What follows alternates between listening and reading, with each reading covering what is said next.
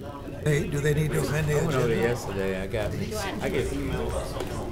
As a council? He told me about it. Okay, because I told him, I said, It's listen, on Midway. It's on Midway. I said, I don't mind sharing. It's already on the agenda. It's just No, that's not needs to be shifted.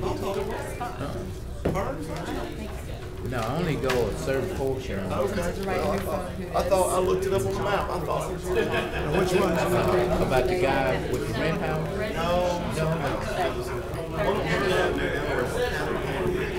don't go there. Resolution. Just by where Warner Park is. Okay. No, I don't go there. Okay. But now, But I went over there. I get fettuccine with broccoli. good. Oh, man. Because, you know, I've been on this. I observed Lent, so I started I do too. after my birthday. But this time I started early. Started on the 4th, so. You're already vegetarian, though. Yeah, but I know. What do you give up for? Everything. I told people I gave up everything but my wife. You don't want Look at my pants. Hey, John, look at my pants, man. You know what I'm saying? I'm impressed.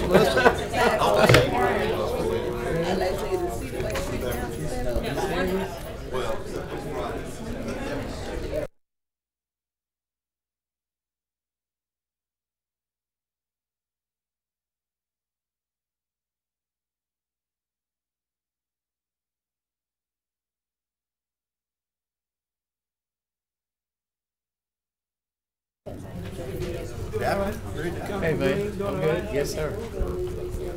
I'm trying to get some straight up there. Sorry about that.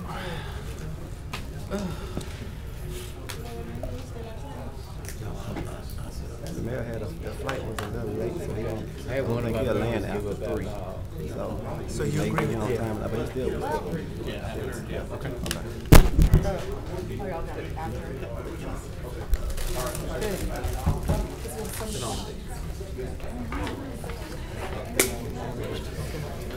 Well, it may not show our charter. I mean, it's just a charter. The meeting of the Shreveport City Council not being called to order. We will have an invocation by Councilman Willie Bradford, and we will have Councilwoman Elizabeth Fuller to lead us with the pledge. Hiring is a contract. Let's pray. Gracious Father, we come again thanking you for another opportunity to come before this city as we transact the business of the city. As we meet today, Lord, we ask that the meeting would be decent and in order. We pray your blessings upon the mayor and of all these council members and those that partake of the governance of this city. Direct us, guide us, we pray. It is in thy name we pray. Amen. Amen. Is the flag? Join me in the pledge. To the flag of the United States of America and to the republic for which it stands, one nation, under God, indivisible, with liberty and justice for all. Madam Clerk, will you call a roll, please? Councilman Bradford. Present? Councilwoman Fuller. Present. Councilman Nicholson. Present. Councilman Butcher. Here. Councilman Fleury. Councilman Green. Present. And Councilman Bowman. Here. Tomorrow, I entertain a motion to approve the minutes of the February 25th and 26th council meeting, And there's also an amendment, Mr. Chairman. and the amendment to the city council meeting on the 26th, February 26th. Any council member have any awards or distinguished guests that they'd like to recognize at this time? Mr. Chairman, if I please, I don't have any special recognition. I did want to acknowledge, in a sad way, the death of several people that passed away since we met last. One of them was the brother of our former city councilman, Hillary Huckabee, Howard Huckabee. He passed, and then another elected colleague, once upon a time, Mr. Carl Pearson, who served on both the Parish Commission and on the school board. And there were several other, but one I want to acknowledge particularly, who was an distinguished educator, but she was one of the greatest women that I have ever known. And her name was Mrs. Isabella Simon Sanders.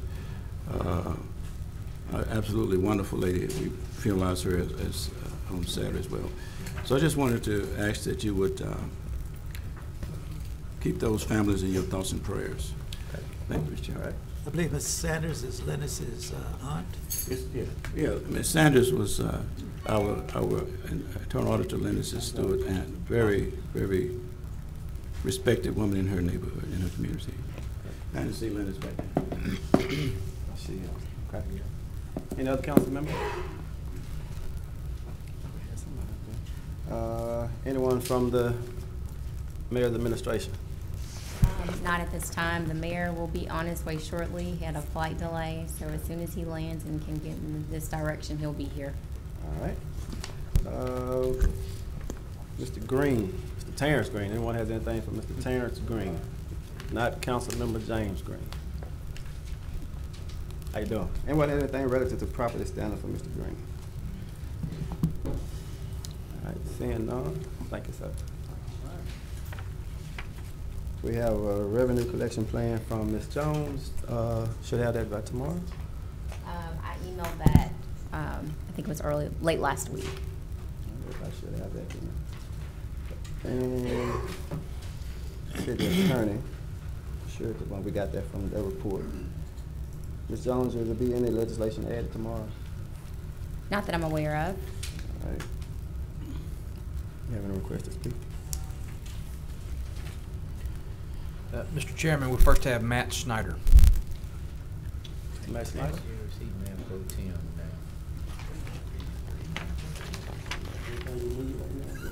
Wow. Let's see it.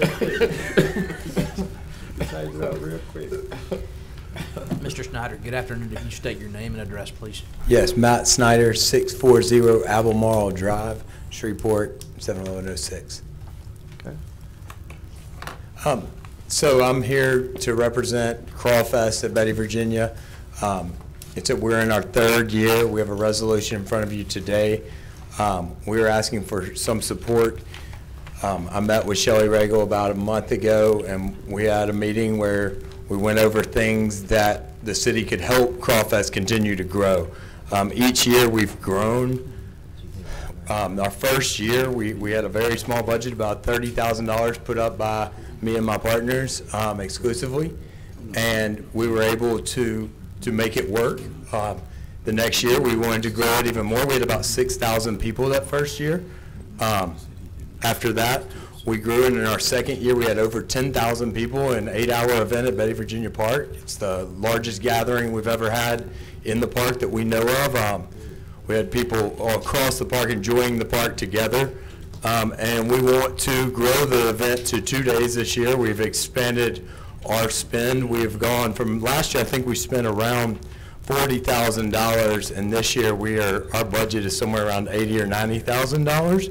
Our music budget alone has gone from $7,500 this last year to about $26,000, bringing regional act Ivan Neville and Dumpster Funk from New Orleans Friday night, bringing a great regional act on Saturday from Austin, Texas, and also bringing 100 pieces of the Grand Wing Marching Band to perform along with many local acts throughout all day Friday from 4 to about 10 and all day Saturday. So we think we're providing a really great service to the community. As our crowds are growing, we are needing more and more support to keep the event safe. And with that, we're on a tight budget, trying to make it work to keep the event free to the public. And so we're trying to get support in the way of barricades, tables and chairs, police, shuttles, and I think you can see that through your resolution. Okay. Any discussion, Councilmember? My first question is, what sort of organization is Pinpoint Media? My company is called Pinpoint Events, LLC. Right, Pinpoint Events. So that's an LLC, it's not a 501c3? That's correct. Okay. Have you ever requested this sort of assistance from us before? No, I've not. Okay. We have tried to, in all our events, we have 6 events, and we have tried our best in those events to grow them over time on our own funding. And like I said, we're looking at about an $80,000 budget, and this would help us in about probably about $12,000, save us about $12,000 of the risk. The big thing on this event is we want to grow it and make it something truly regionally important. Is if there's one day that's a real bad weather event or whatnot, we're very nervous that we could lose a lot of money on this and not be able to do it. And we've seen that the community really loves it and it's coming out. We already have over 8,000 people interested or coming to the event this year.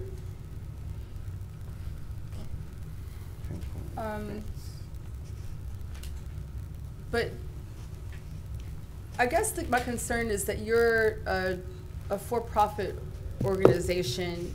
Do you recover? You put a lot of money up front, but is anything? And it's a free event, but not everything is free within the event. Right. There's vendors. So how do you recover your funding? Sponsorships and sales of beverages through the event.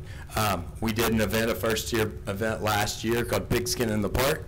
Tried to provide showing football games in Betty, Virginia Park, funded ourselves, and lost $8,000. So it's a very real risk that we're willing to take. When we got together and formed our group 5 years ago, the idea was to create cultural events in our community that would bring young people back to Shreveport.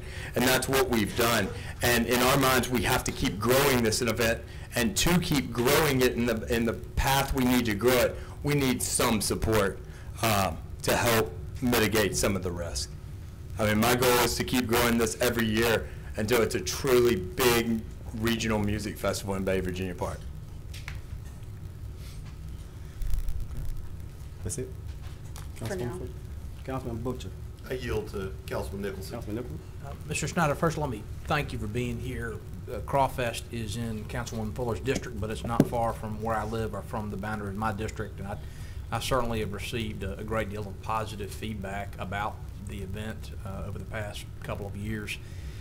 I think the council's concern is that we have a consistent policy regarding the assistance that we provide to for-profit entities, and that's not really something for, I think, you to tell us. It's something we have to decide for ourselves. And I certainly favor giving Crawfest whatever support we decide we can give to other for-profit entities who want to provide similar services to our community. The one thing I can say on that is I sat with Shelley and we went over other examples throughout time, and she came up with the list. It's not like I just came up with, hey, let's ask for this, this, and this. Shelley and I went over examples from many years back of things that have gotten these things year after year, and it's individually. The one big difference, and when we sat down, just to be clear, is we made a decision in the early years before we did our first event, which is Shreveport Derby Day, and the idea was, if we do this as a for-profit business, for say, we can drive more of the money back into the event. We're not paying each other salaries. We're not doing any of that. We are taking the risk to try to do something really special for Shreveport that can continue to grow and grow our culture to bring young people back to Shreveport. There's, we could talk about nonprofits and salaries and overhead and all that, but we're not taking out like that. And you can see that in our proposed budget that was sent. Well, look, I appreciate that, Mr. Chairman. I think the council or several of its members need to talk to Ms. Regal and get her input, right. But I hope we can reach some agreement. Because she's on vacation right now. Right. And the request for information that I sent out, the only example that was given to me as far as a partnership with a private entity like this, it was Sports Spectrum with the runs, and that we do barricades for that, and that we have our agreement for like the 4th of July Festival at KTBS, and that's also on this agenda. Those are the only examples. All right.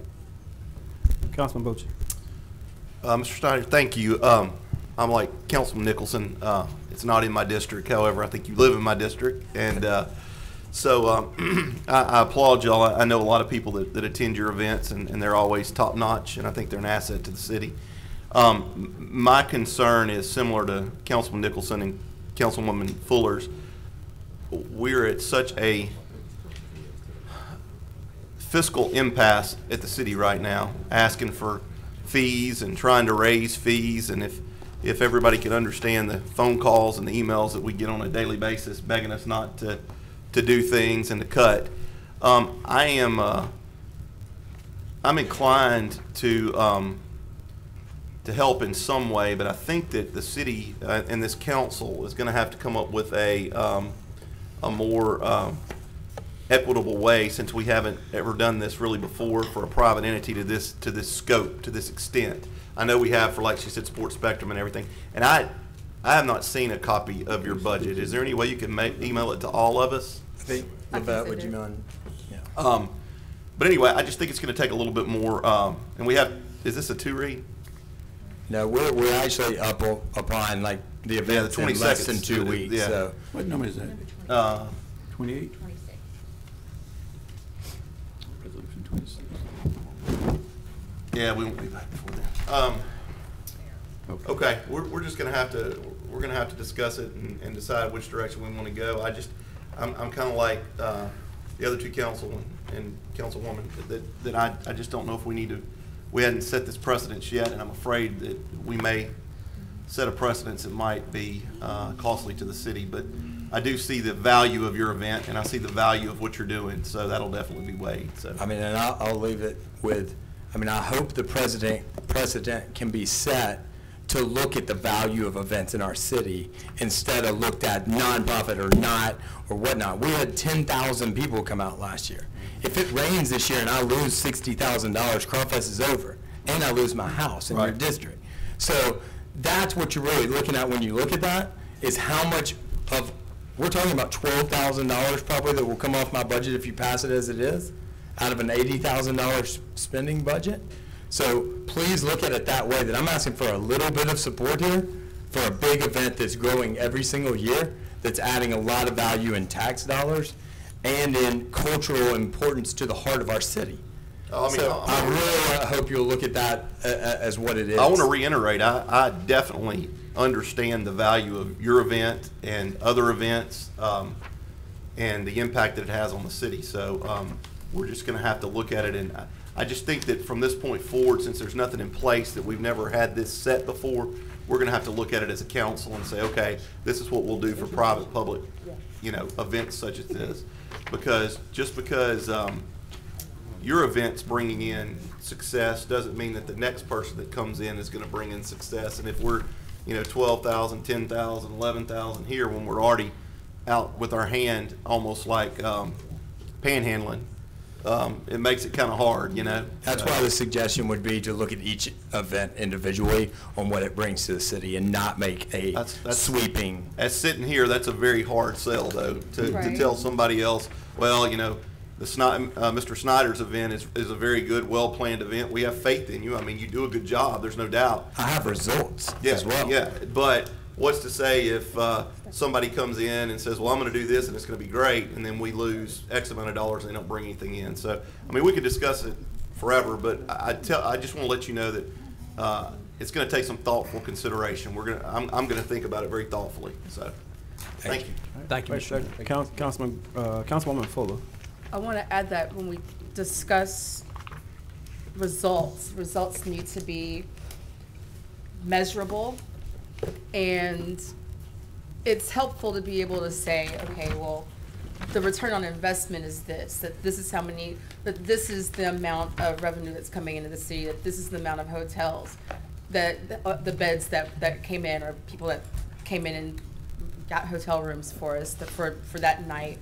This is how much more money came in that festival weekend that was in retail sales, as well as the tax revenue. From the numbers that you gave me, that you all pinpoint paid $28.77 in sales tax 2018 for this event, estimated vendor sales tax of $4,500 in sales.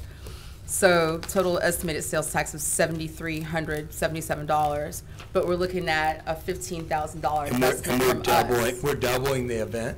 So, and we're going to 2 days. We're growing. But in the 2 years, we're looking at 2 or 3 years versus an ROI that we can see from other events that we've worked with, where we understand the consistency of what we're getting from that, and we understand those relationships. So I'm all for having consistency for applications or proposals that come to us, but I think that we need to have all of this out in front of us while we're making these considerations. I appreciate you sending me your budget earlier when I requested it. I do. And I also want to go on the record. I enjoy your events. I enjoy attending your events. But again, you're asking for dollars at a time when we're looking at every single place that we can cut. And I'm not able to completely justify what the return on investment is back to the city, other than that you're providing a cultural event, but that I don't have enough information on your outcomes and your numbers as far as the dollars coming in for us to be able to say without a doubt that this is what we need to do, if it's going to set a precedent where every other festival that comes through here is going to ask for the exact same thing. I don't know if we can afford that, and that's exactly the precedent that's going to get set. Has there been a precedent set on nonprofits in that same way? Mr. Now, let me suggest that you and I, and Mr. Knuckles, and any other members who want to participate continue this discussion. I think some of the reluctance and conversation you're hearing up here has nothing to do with Crawfest, which is, I'll say, a really fantastic event for Shreveport. It has to do with the fact that we're just all concerned about budgetary constraints, and the council has not yet done the work of establishing the policies that we need to put in place. That's no fault of yours or Mr. Knuckles. That's our responsibility, and we're going to do that. Okay? Right. Councilman Green. Nothing on that. I have a comment, brief comment. Bradford? Yes, sir. Mr. Bradford. Yes, sir. Thank you, Councilman. Thank you, Mr. Chairman. So, tell me your estimation of the economic impact that these 2 years have had on the city. Now, we understand what you said earlier, but if you look at other equations, what would you think this has had on the city? It would be an absolute guess. Okay. But I can tell you we had 10,000 people in Betty, Virginia Park last year. We're bringing in regional acts from across the country. This year alone, I will be buying over 20 hotel rooms. We will be bringing lots of bands, and I'll be renting close to $3,000 in buses to bring the entire Grambling marching band over here. I'll be feeding the entire Grambling marching band while they're here. I will be spending, just on my $80,000 that's on our budget, that we will be spending to put on the event. There's an economic impact right there. And we're going from 8 hours that, as Councilwoman Fuller said, that we created about $7,500 in tax. We're going to 2 days, so hopefully that would double. And I think it adds a great quality of life aspect to the entire community. When we looked at it, we wanted something that was diverse across the city and that would bring Shreveporters together in the park to be together. And that's why we're working across many lines and with a lot of partners to really bring a cool event. And I appreciate that, but again, that doesn't answer my question in this sense that. I don't want to guess on a number. No, but you gave me some talking points that I could consider. Yes, sir. But I'm looking at local versus outside. But you know, the expense that you're asking the city to incur is heavy. You know, at this time, and I agree with the council members. So tell me this: how many vendors are out in the park selling their products and goods? Roughly it'll be around 30 vendors. 30 vendors. Yes, sir. How much revenue do you think that would create? That's like probably $60,000-$70,000 in one day last year. And now we're going to 2 days. So these vendors would be making a tremendous profit. Hopefully. Yeah. I mean, that's their incentive. That's their incentive, and that's their goal. Okay. So, if all goes planned and we do a good job of bringing the right entertainment and the weather cooperates and everything, yes, local people can make money and we can do well all together. But there's a lot of risk associated, and there's a lot of cost to make the event perfect for the people, to mitigate parking issues. I mean, one of the things on there is to shuttle people from Mall St. Vincent. That makes the quality of the event and the quality of the experience for our citizens better, that we have that. No, I think we're not disagreeing with the outcome of the event in regards to what you expect, and there's factors, weather and so forth, that will cause some downturn. The biggest thing I would say is there's only so much I can recoup by selling drinks and by sponsors. So when you look at the festival and you look at costs like how many shuttles do we want to have and how many police officers are going to have and a setup for lost children and barricades and everything, there's only so much money that we can plan on recouping. So there's only so much money we can spend. So we're asking the city to help with barricades and tables and chairs to mitigate some of the costs that we would have in shuttles and whatnot. So let me understand, and I'm finished. You got sponsorships. I do. What level of sponsorships are there? We have sponsorships from $15,000 down to $250. What do your vendors? What do you charge your vendors to Our vendors pay 25% of what they sell. What they sell. And I do that because I want it to be fair. If we have a bad day and it rains, and I don't want anybody losing money. So even with your 80,000 budget projection, you still may make a profit. Yeah, we could. Yeah. Hopefully we will, yes. But yet the city would be obligated in another way that you would consider. I think we're in-kind asking for and about otherwise. $8,000 in hard costs from the city. Okay. All right. Thank you, Mr. Chairman. Thank you. Mr. Vice Chair, one question I had is, does the city, and I don't see it in here, does the city charge anything for the park, or is that $5,023 for the, to spar? Does anybody know? The park, right now, when you do events in Betty, Virginia Park, no matter who you are, there's not a fee for that. Okay, thank you. But there will be some liability if something happens. I cover the insurance. We have requirements of insurance and whatnot that we meet. Okay, Yeah. thank you, thank you. All right, Mr. Knuckles, please. While Mr. Knuckles is on his way up, Councilman Green? Yes, sir. Thank you, Mr. Chair. I'd like to recognize Pastor Brian Hollins, who's visiting with us today. Welcome, Pastor. Chief Hollins. Chief. Mr. Knuckles, a member of the media, requested that speakers be asked to stand behind the red line and maintain distance from the microphone to improve the quality of the audio for the viewers at home. As long as I don't break their camera, I understand. And I'm sorry I didn't come with my partner. He's probably about ready to kill me. But I'm one of Mr. Snyder's partners, Grant Knuckles, 8690 Line Avenue. I'm in Twisted Root in Shreveport. I did want to focus on a couple things. We're the largest free music festival in North Louisiana. We're the fastest growing festival in North Louisiana. And another resolution on this very docket from Cape TBS is 50% more cost that they're requesting in staffing, about $30,000 in cost. They're a for-profit like we are. I would imagine their ratio is about the same of ours as far as ROI. So as you're looking on your numbers on this very budget, or on this very docket, please look at that as well. Our resolutions are almost identical in terms of what we're doing, quality of life, et cetera. All right. Thank you.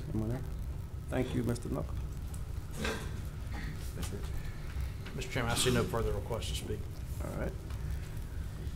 And we have the following executive appointments to be considered tomorrow.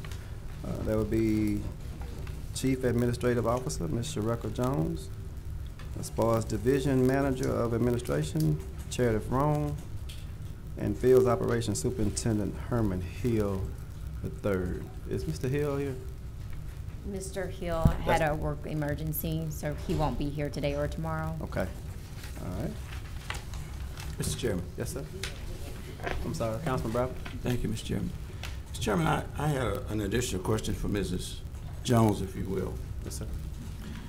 Ms. Jones, on last meeting, I asked you in regards to the reserve fund, as in your position as the deputy CEO, which you was responsible for helping develop the budget, about your concerns, and you said you had many concerns during that period. Was that your answer? I did state that I did have a concern about the reserve when I began in that position as the assistant CAO. Okay. And through your 7 years, how did you and what did you offer to help sort of create and maintain an operating reserve in your role? Well, as you are aware, the reserve still need some bolstering to get to an amount that would meet what's the best practices. During the time that I worked with the budget, in each year I would provide my analysis of where we are with conservative estimates on our revenue and expenditures and where that reserve amount would be. And then from that point, you know, of course, I rely heavily upon the policy that's driven by, you know, our leadership to get that number to where they feel comfortable. But from my perspective, I do provide very conservative estimates. Okay. And do you recall the average of those years that you was participating in creating the administrative budget before it came to the council? What was the average reserve fund balance that was there? Do you recall? For the past few years, we've had a reserve that's hovered right between $1 and $2 million in our annual audit. I didn't hear that. Say it again. We've had a reserve in our annual audit that's ranged from about $1 to $2 million for the past couple of years. And that would be consistent with where we are now. Well, our projection is about $3 million, which we're expecting to increase reserve Yeah, I mean, slightly. but it came from the 2019 proposed. Correct. Yeah, but there was years that number was not sufficed. It wasn't established and maintained. Correct. Yeah. Okay. So, in your official capacity in relating these concerns to the administration, to the mayor specifically, what was the response? What was your opinion about their concern to that low reserve count? They agree. You know, and on all of our presentations to the council, we have noted that the reserve amount should be a certain level, that we were not quite, you know, at that level. Of course, you know, in doing that, because revenues have been stagnant, you know, the expenditure side is the next position that we need to start to look at very closely. And that's going to definitely require us to, you know, make some tough decisions. Okay, and Mr. Chairman, tomorrow I have a follow-up question with the mayor as well, because Councilman Nicholson asked the mayor what process did he use and how many applicants for that position was actually provided resumes, and there was a process to reach the finalists, and I just want to follow up with a question for him on that. Okay. And that's on tomorrow? Yeah. Okay. All right. Councilman Nicholson, sorry. Hey, Ms. Jones, I want to follow up on something you just said in response to one of Councilman Bradford's questions. The projected operating reserve for 2019 is about $3 million, is that right? That's right. But you indicated that the audited financials for the past several years, which are retrospective, of course, looking backward, which I may not have known before I showed up with the council and studied up on this. But the audited financials are the documents you get after the fact, and they show you what reserve you actually had. And you're telling us that for the past several years, the actual reserve or the actual margin that we've been operating on has just been $1 to $2 million. That's correct. And what's our total general fund budget? The general fund budget is about $220 million. So that's, don't you agree that's a razor thin margin? I agree, Councilman. The projection that we have for the 2019 budget, the $3 million, we haven't gotten, you know, close to completing the audit yet, but because we had a very good year for sales taxes, I'm confident we may come close to that number. But as far as the audited financials are concerned, we have had about less than $2 million in reserves, and that is your unassigned balance, according to GASB. You know, I have to say, and I might say this every 2 weeks for the next 4 years, that margin of reserve causes me great concern, and just, in my view, is not responsible for a municipality our size. That is something that the council and the mayor have to win, and the CAO have to work together to address this year. We have to come up with a plan moving forward to avoid margins that thin. Thank you. All right, Councilman Butcher. Ms. Jones, what, I know that Councilman Nicholson sent you a request for some unfilled positions. What, have you come up with a number on that yet? Budgeted but unfilled? Yes, I did send that to Councilman Nicholson just right before the meeting. And in total, you know, I didn't calculate what it is for the general fund, probably citywide for our non-civil service salaries was about $9 million. Of course, that includes water and sewerage, airport, our enterprise funds. But if, again, that number, whatever amounts are not filled, becomes a part of our fund balance at the end of the year. Okay. So, I mean, it kind of saves us money, you know, at the end of the year if those positions aren't filled. But then again, sometimes those positions aren't filled because, you know, the salary ranges aren't at a point where we can get applicants. Okay. Last year's budget, did we budget more than what we had anticipated bringing in? For 2019, I should say this year's budget, but during the budget process in 18, did we budget expenditures higher than what we thought we were going to bring in? We haven't gotten the actual results for 2018 yet because sales taxes did so well last year. They were good, yeah, that's good. You know, I think we actually under budgeted.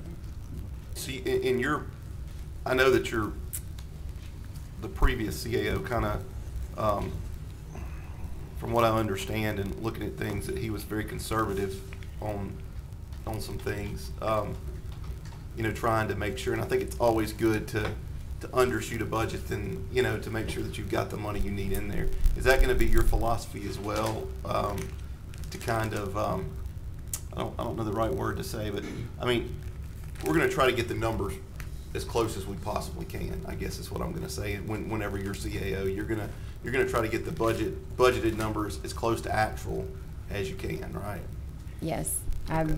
You know, the finance student in me doesn't like to look at things from a hopeful perspective. I kind of like to look at reality and budget what we've seen before, you know, versus kind of hoping that things will, you know, increase, which we don't, you know if they would. In general, I take a very conservative approach to budgeting. Okay, I mean that's a pretty good policy. I'd rather undershoot it than overshoot it. So. Okay, thank you. All right. There are no items under consent agenda for introduction to be adopted. Ms. Jones, would you proceed with regular agenda legislation, please? Yes, Resolution 24 is to launch a City Council investigation as authorized by Section 4.29 of the City of Shreveport, Louisiana Charter. Resolution 25, authorizing the execution of a cooperative endeavor agreement with KTBS LLC. Resolution 26 is authorizing the execution of a cooperative endeavor agreement with Pinpoints Events LLC. Resolution 27 is authorizing the execution of a cooperative endeavor agreement with the Shreveport-Bossier Sports Commission. Resolution 28, authorizing Bruckner Truck Sales, Inc. at Greenwood Road and Rice Road to make a connection to the City of Shreveport's water system, and to authorize the mayor to execute a contract between the City of Shreveport, Louisiana, the Town of Greenwood, Louisiana, and Bruckner Truck Sales, Inc. in accordance with Section 94-7 of Article 1, Chapter 94 of the City of Shreveport, Louisiana Code of Ordinances. Resolution 29, amending portions of Section 2 of the Shreveport, Louisiana City Council Rules of Procedure. Resolution 30, to urge the mayor to meet with Play Ball Shreveport for the purpose of entering into an agreement to renovate and operate Fairgrounds Field. Resolution 31, to request the mayor to authorize the Human Resources Director to open an administrative inquiry into complaints made by employees of the Shreveport Fire Department.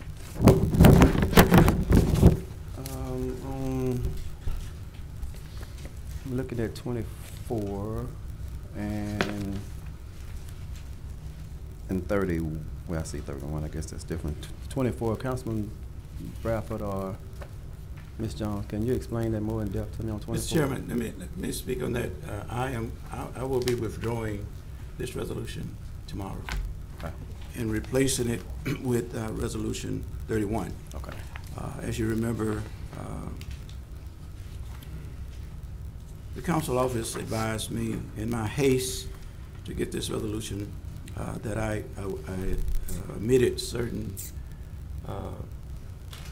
parts of the civil service law that would have somewhat prohibited us from forming a committee out of this body. So after research, we determined that a more plausible resolution from requesting from the proper authority would be most applicable. So, and I'll speak on that when we get to 31. To 31. Yeah. Okay. Okay. All right. And okay, that's fine. Councilman Butcher. I would like to remove Resolution 30. Do we need to do that today, or we need to do it Tomorrow. Tomorrow? Okay. I plan on, after talking to Chairman Bowman, I believe there's another route that we're going to take. It's not off our radar by any means, but we're going to take another route. So for right now, I'm going to use Councilman Bradford's word in my haste. I think we want to remove that. All right. Thank you, Mr. Chairman. Thank you, Councilman Butcher. Councilman Nicholson. Mr. Strand, would you please briefly explain the purpose of Resolution 29, which I have sponsored? This concerns amending the rules of procedure to change the date of the election of the chairman and vice chairman. Sure. The City Council Rules of Procedure as currently written take into account that the council members will elect a chair and vice chair at a time when the election code was written differently.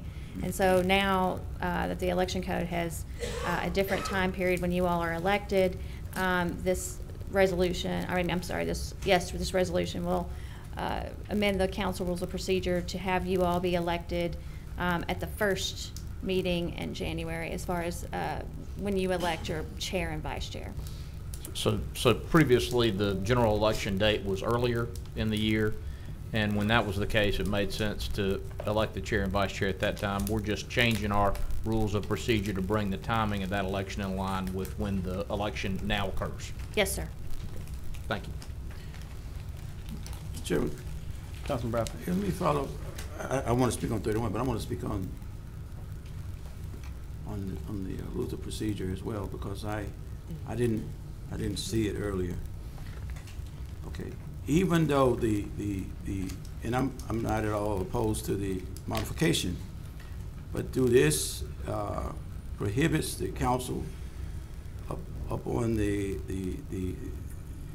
circumstantial situations to elect a chairman at any part of the year? If I may, Mr. Bradford, it's not my intention to change that, and I don't think this rule of procedure modification changes the fact that the chair and the vice chair serve at the pleasure of the council. Yes. That's my understanding, Ms. Strand. Is that correct? That's correct. In section 2.2, the term states, the last sentence of that the chair and vice chair shall serve at the pleasure of the city council. We have revised to where there's a clarity now about absence from a meeting versus vacancy of the chair or vice chair during a term of office. If a vacancy was to occur during a term of office, the person selected as the replacement chair or vice chair shall be appointed only for that unexpired portion of the original term of the chair or vice chair. And we made some clarifications there.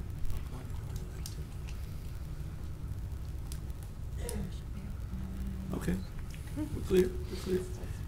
Okay, Mr. Chairman, and finally, on Resolution 31, the modified and replaced document, like I say, previously, I had intended for the council to establish a investigative committee, and in further review of the civil service laws of procedure. And the reason my haste was that, and again, it's kind of difficult, and I've also reached out to some other governmental entities. The charter is clear, I thought, when it said that this body has the authority to investigate all departments of the city of Shreveport. And all means all, I thought it was inclusive. But there are some statutes within state law as well as the civil service law that sort of gives us some obstacles. So the wording of the civil service, where it says only the appointing authority has that authority of the investigation of the firearms, had me to get with the council office as well as the clerk and sort of came up with this new ordinance or resolution rather that we thought would fit the intention of what I'm trying to reach and what I think needs to happen in the city. And that is that we would ask the mayor, request the mayor to authorize the Human Resource Department to create a confidential process in which persons could come forward and make their complaints or allegations known.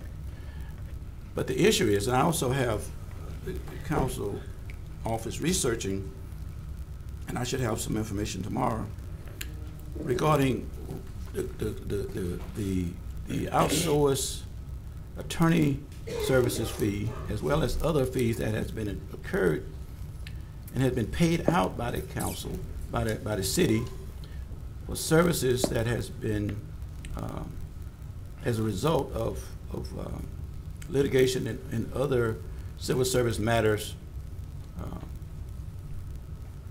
that we have no real recourse to correct with these laws in place. For instance, we're incurring thousands of legal bills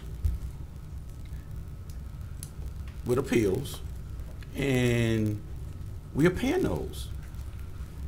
But we have no real, the council itself has no real ability or authorization to try to make that right, to bring forth remedies. So I reached out to some state legislators, and I mean, it's a big thing. I mean, they really got our hands tied. I'm of an old school where if you're paying the freight, we ought to at least have a say on what goes on the train. But we're paying freight, and we have no real ability to decide not only what goes on the train, but what's on the train. And I'm trying to work out a scenario where one of my state legislatures, because session is coming up, and he says it's still time to get something in that will sort of release some of that hope that we have that we can't do some things. So, if you remember, at the last meeting, the mayor spoke on Resolution 24 and said that if it's the desire of the council that this would be investigated, then he has no problem with it. So as the appointing authority, I would ask that we would support this tomorrow and request of the mayor to authorize the Human Resources to take action to try to investigate these matters. Thank you. Thank you, Mr. Chairman. All right. Just, and I guess that'll come out or come through during that process, but I was just wondering if any of these complaints, and I'm sure most of them have, if not all, but I just want to be clear and make sure that they did go through the proper channels. Yes. As into the immediate supervisor on up to Human Resources, and then further if needed. That's what I just want to make sure that we not overstepping. Well, I think again, Mr. So. I'm not asking for any disciplinary action from this resolution. Okay. I mean, I've personally, and I said I would not reveal any names or correspondence, but I think if the process would be created and it'll be a confidential process, and those that have issues or have complaints or feel like any part of this statute has been affected in them, then they would have the right and ability to come forward. And once that report has been developed and reported back to the council or to the mayor, then we can look at providing some legislation to remedy some of this that's happening. Okay. But I'm not at all, I want to repeat, I'm not at all asking for any disciplinary procedures to be started against anybody. Okay, got it. Councilwoman Fuller. I'll yield to Butcher and come back. Councilman Butcher. Thank you, Mr. Chairman. I think the complexity of civil service is kind of difficult to understand. I think that the biggest thing that we need to understand is if we're investigating the fire department, that means we're investigating the chief, which the chief's rights fall under the Firefighters Bill of Rights, which gets into civil service. And so we need to walk a very fine line whenever we go into investigating. Now, having said that, if there is wrongdoing in any department, civil service wise, I agree that the council should have some type of oversight. But I think that that's going to be a very detailed legal matter that I would not want to take up, because I don't want to ever deprive the police chief or the fire chief of their Bill of Rights that are set forth in civil service. And then you've got, it just trickles down, because if there's problems going on at a battalion chief level to a shift level, all those people fall under that Bill of Rights and have to be given the same. They have to have a PDC. They have to have all these different kinds of things that fall into this, and I just don't know. I just don't know where we can go as a council other than funding wise. I mean, we can always not fund something, I guess, because we hold the purse strings. But I would hope that we wouldn't get to that point. But civil service, I learned for being a fire chief for 11 years of a civil service department, civil service is a strange animal, and you better have your ducks in a row. And the reason we've paid so much out in attorney fees and fighting this is because civil service is so complex.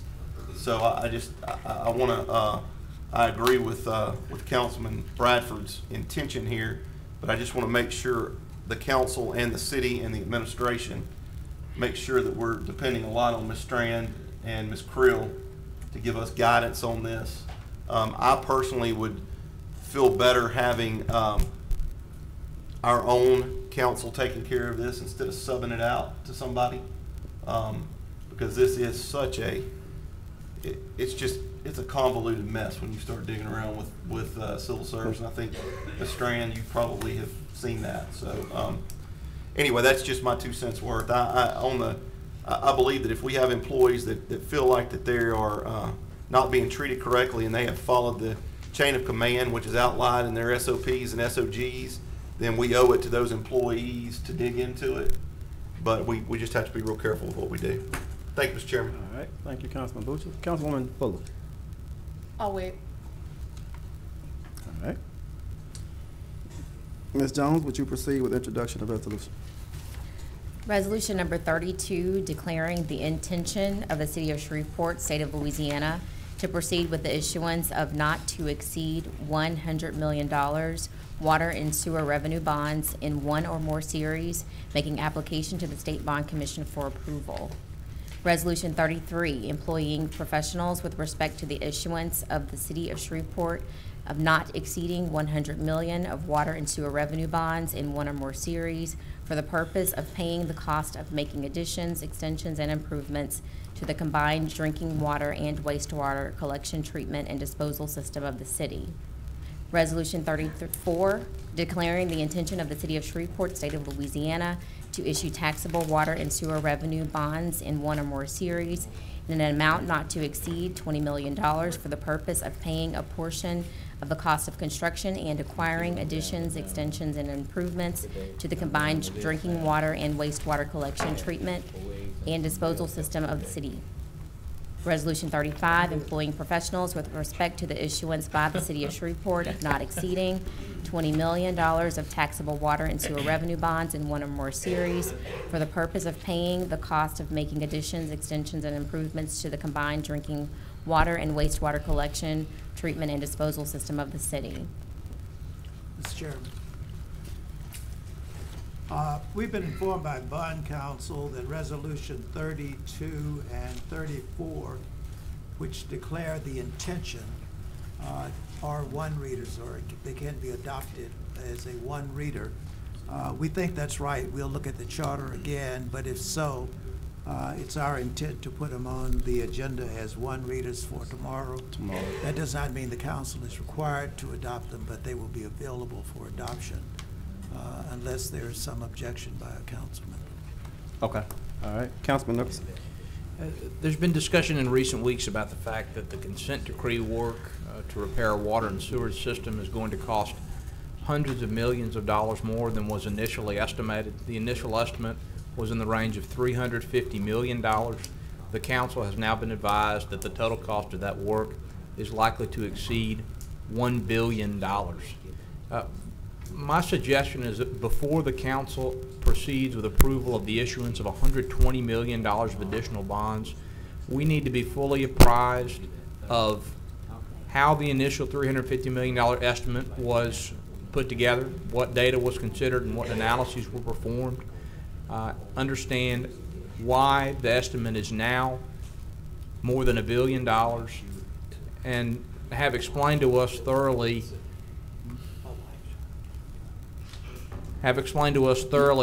why these additional bonds are necessary. I understand that the present administration is not responsible for the generational neglect of our water and sewer system that necessitates the work that has to be done to that system.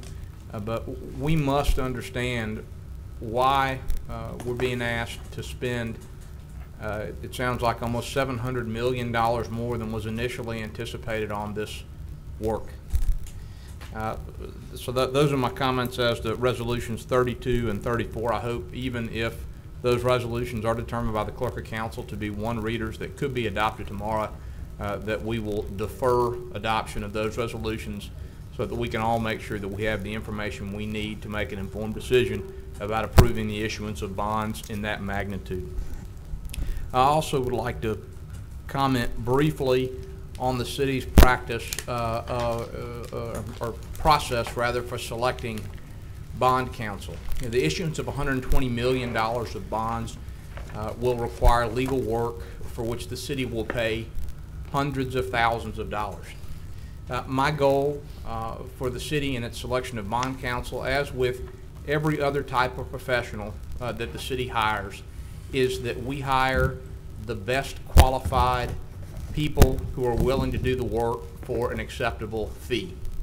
The consequences of legal error in a bond transaction could be tremendous for the city. And without naming names, I will give one example. One of the lawyers proposed to serve as disclosure counsel on a $100 million bond issue. So far as that lawyer's website discloses, does personal injury law, family law, and criminal defense law. And I don't say that to disparage any lawyer who does that work. I've had a general practice, litigation practice for a number of years, and I've done a variety of work. But serving as disclosure counsel and meeting the requirements, the very serious and stringent requirements the Security and Exchange Commission imposes for the lawyer who fills that role, is specialized legal work. It is not something that should be given to a lawyer to do for any reason other than that lawyer is qualified to do the work and is the best available person to provide that service to the city. For that reason, I've suggested to my colleagues that we consider implementing an RFP process, a request for proposal process, for selecting bond counsel and the other professionals who provide services in connection with the issuance of bonds. I circulated this week to my colleagues a request for proposal that the city of Atlanta in Georgia issued for bond counsel services, and I suggest that following that process would be an improvement to the way we have done things to this point in Shreveport. Thank you. All right. Ms. Jones.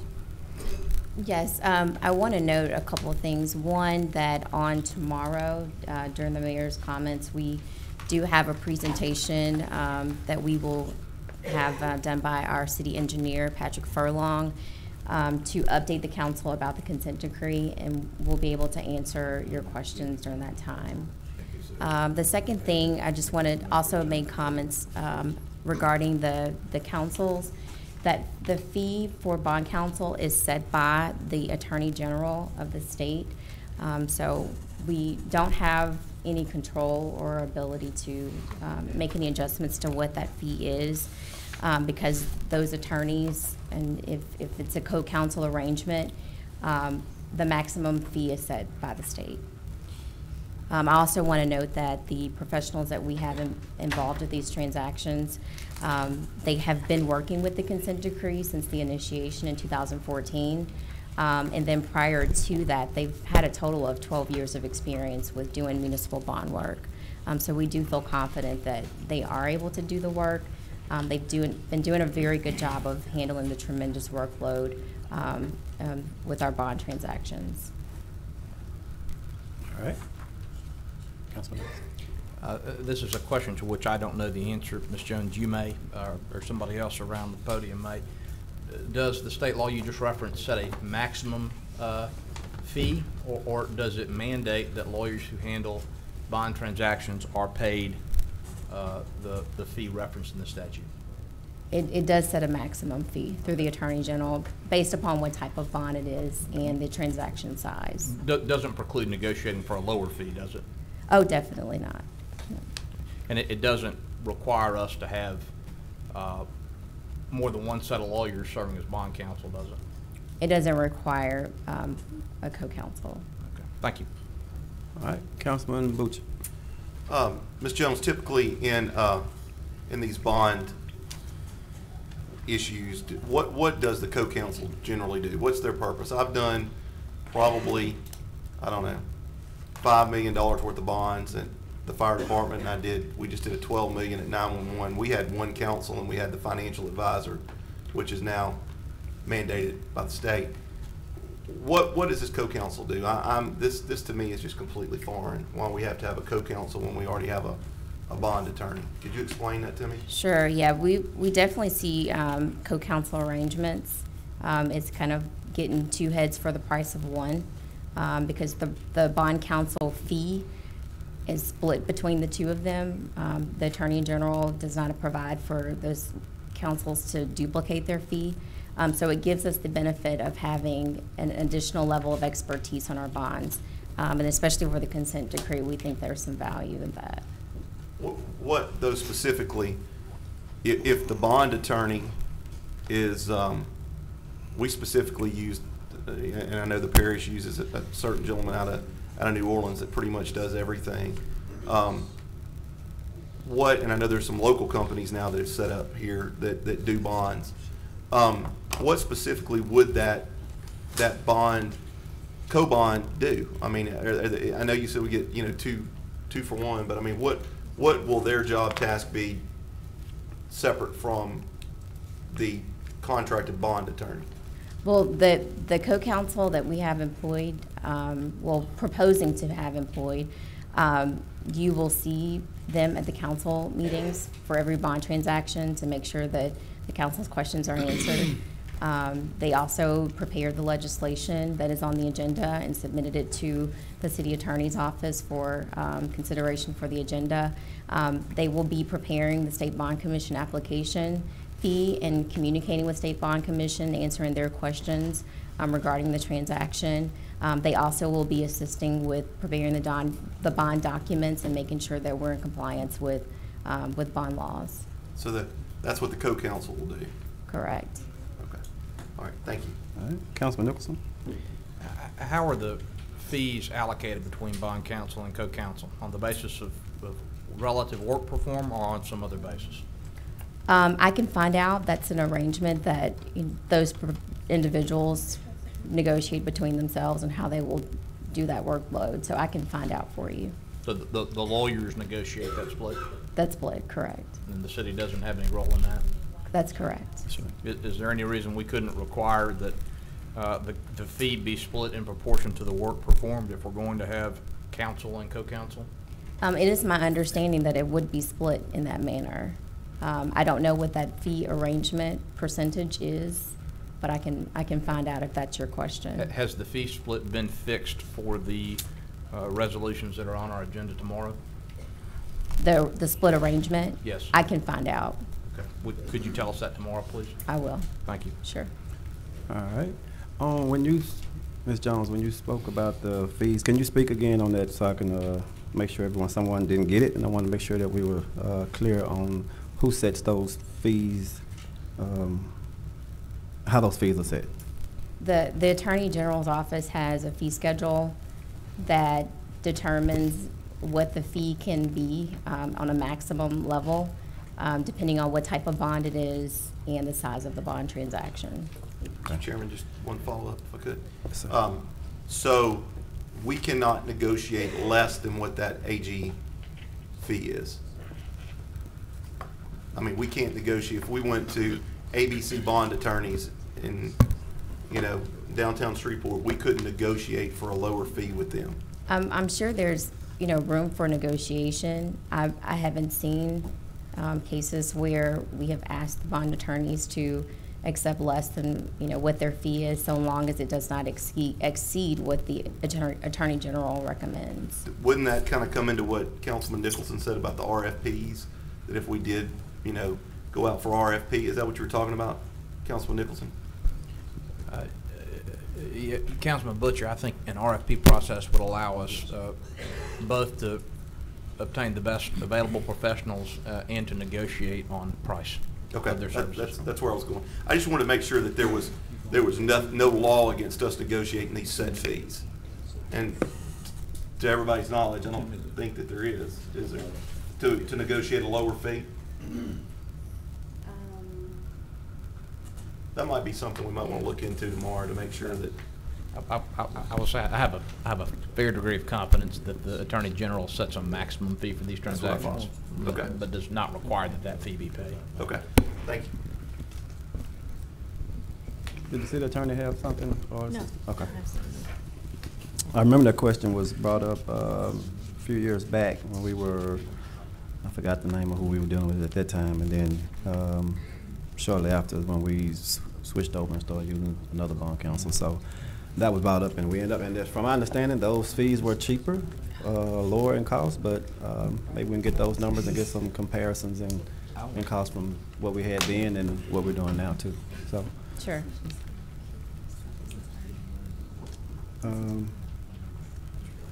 Ms. Jones, we can proceed with ordinance on second reading and final passage. Ordinance 26 to revise Article 4, Division 3A of the City of Shreveport, Louisiana Code of Ordinances relative to the duties and responsibilities of the Deputy Chief of Police. Is that introduction of 26?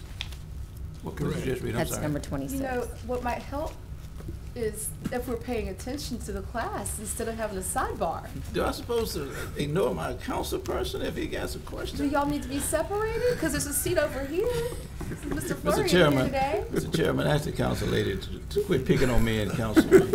I would just like for everyone to be on the same page so that we don't have to ask folks to repeat stuff. He just pulled me over there and I didn't know what to say. All right. But I was reading this a minute ago, and I can explain what was the rationale for this. Can somebody give me a clearer understanding of what this? Because it looks like it's redundant. What's? The Chief's coming up. Okay.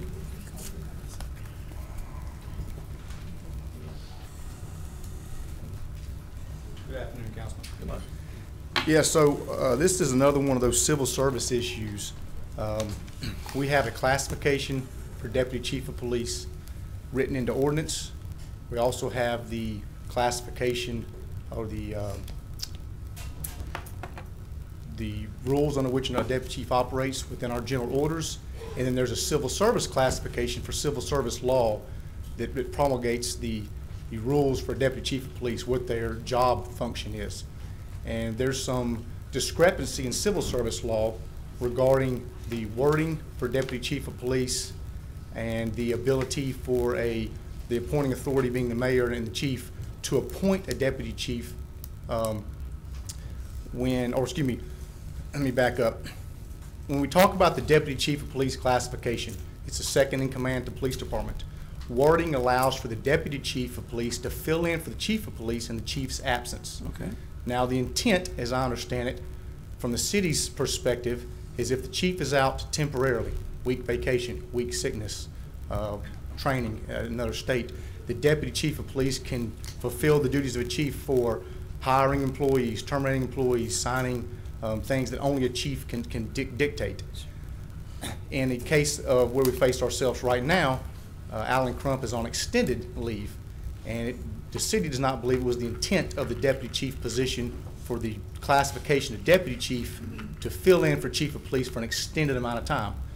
Civil service law allows for the provisional appointment and for substitute appointments of a chief when the permanent chief is out for extended leave, which is the position I'm in at this time. So there was some debate there's been some debate in several civil service hearings about my appointment and why the deputy chief could not fulfill this role. Now currently it's not possible because we don't have a deputy chief. But prior to Chief Gooden retiring, there was some discrepancy because the statute currently says the deputy chief shall, and we want to reword it in that the deputy chief can fulfill the obligations of the chief of police, but again, it's not intended for that to be for an extended period of time. And I hope that clarifies. It's a little confusing. It does. And this would remedy that. It would remedy it from the city's perspective. We cannot change the civil service wording. That would be up to the civil service to do that. Yeah, okay. That's what I meant from the city's it would remedy our ordinance, and the police department would then remedy our general ordinances, our standard operating procedures, once this ordinance, assuming this ordinance is passed by the council. And just curious, have the previous ordinance prevented you from carrying out any responsibility that you feel you was deserved to be carrying out? No, it has not, and it's caused some discrepancy amongst the board members. We've had quite a few hours of conversation about whether the deputy chief should have been in this position from the beginning or not. And this is some of that. This is to try to prevent this from occurring again. Okay. To my understanding, in the history of Shreveport, you've never had a position we've never quite had this position where the chief was out on extended leave and you had a provisional appointment such as this. That's true. Okay, thank you. Thank you very much. All right, Councilman Butcher. Thank you, Mr. Chairman. Chief, so basically, I'm looking at the civil service law right now. It says that the deputy chief of police assists the chief in planning, and then it goes into him being in an absence, shall serve as the chief in an absence. Back in 2012 or 13, Ms. Phil Jones, you may have to help me with this. The the fire department was without a chief between Chief Mulford and Chief Wolverton for about a year and a half, and the deputy chief R.O. Jones stepped in and took that role. Is that correct? Yeah, somewhere about 2015. Yeah, how many years did Chief Jones serve as the deputy chief, but was the chief in charge? It was about a year or so, wasn't it? I can't recall off the top of my head. So the city has set a precedence for that, for the deputy chief to step up. Well, and I may be incorrect. Correct me. I apologize if I am. I believe within the fire department, the deputy chief is promotional. It's competitive in the police department, and that does change things from a civil service perspective. Here's what my number one concern is. Do you have intentions of filling the deputy chief position since Chief Gooden's gone between now and July? Yeah, I'll answer that one, Councilman. We do. He's wearing 3 hats right now, and I mean, we all know the accelerated timeline that he had going from that CAA position to the chief position, and he's done a very good job while he's been there, but he's not Superman, and it's affecting the operations of the police department with only him up, and I know that because I'll email him at midnight and he'll email me back. Right. So here's my concern. If you add, with Chief Crump and, we're talking about possibly having to make cuts in some areas, and we're the ones that are going to our constituents saying, please give us $7, please give us $18, but we're paying close to $412,000 a year right now if we include the deputy chief for the administration of the police department. And I just think until you make a decision on the chief, maybe it's a good idea for us to unfund that deputy chief position at least until July. That would save us. I think that Chief Gooden's base pay was $102. That's what I was sent. That would at least alleviate a little bit. That would give us from February to July to do that. I just, because I'm assuming that you're gonna fill your former position as well, right? That's correct. Yeah, we plan on filling both. I guess my rebut back to that is, again, it's disrupting the operations of our police department. We know the situation that we have been in historically with public safety, and is that something that we want to sacrifice? So we started this deputy chief position in 2012, correct? Correct. Okay. Prior to that, I know the call volume was probably about a little bit higher back in the early 90s. I guess I'm just saying, can we wait till July?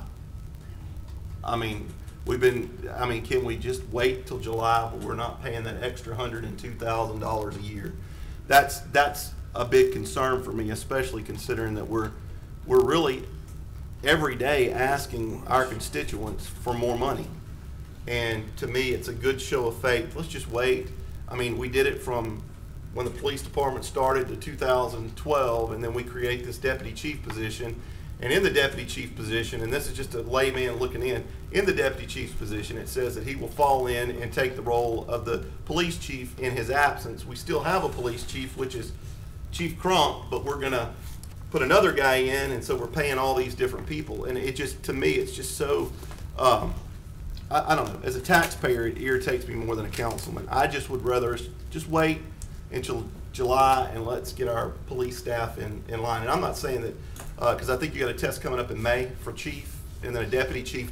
We got a deputy chief test coming up in March the 11th. Well, or April the 11th. I believe they're going to be in April. The posting is over, so people had to turn in their resumes. The actual test has not been set. So realistically, by the time you get the test back in May, you're only going to be looking at 2 months.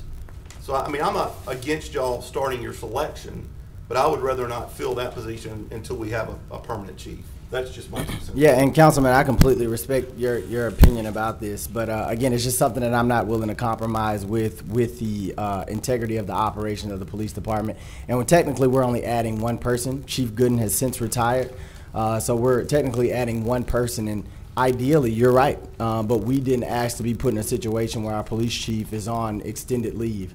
So we're trying to work with that and do what's best for the police officers and the citizens of Shreveport. I think that the precedence has been set by the city of Shreveport, barring what Chief Raymond said about the promotional and I think that it's already been set that the deputy chief can run a department. I'm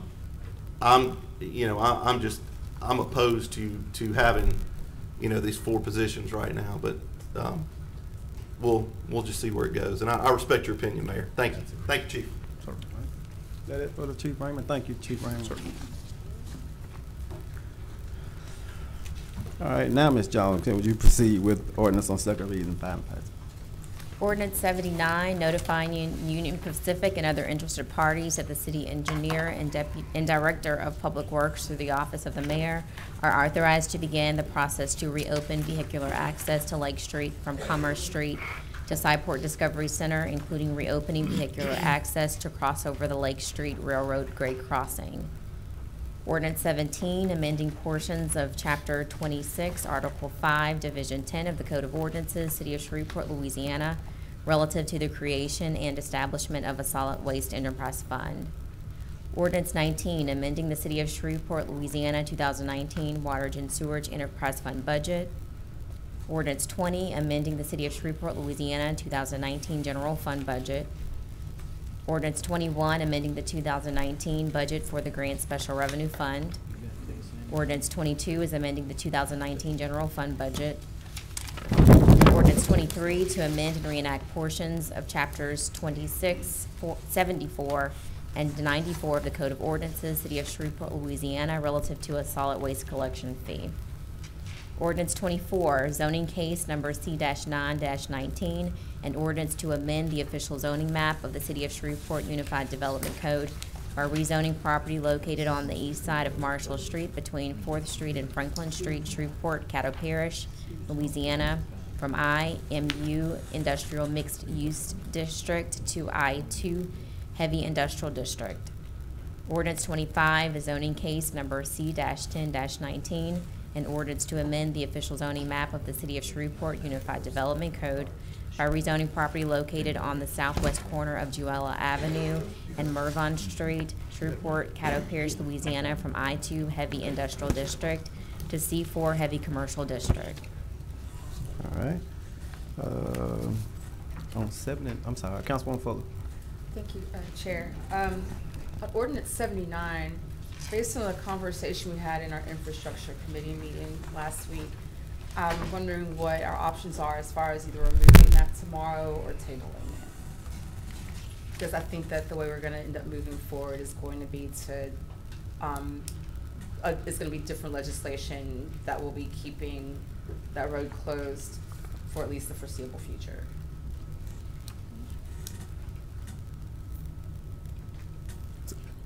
So wait a minute, state that again. So you may. I'm wondering, I'm thinking that this is not going to be the legislation that we need to move on, and I may be requesting more that we remove it and possibly substitute a different resolution that would be possibly keeping that street closed for the foreseeable future. All right. You still been in contact with the?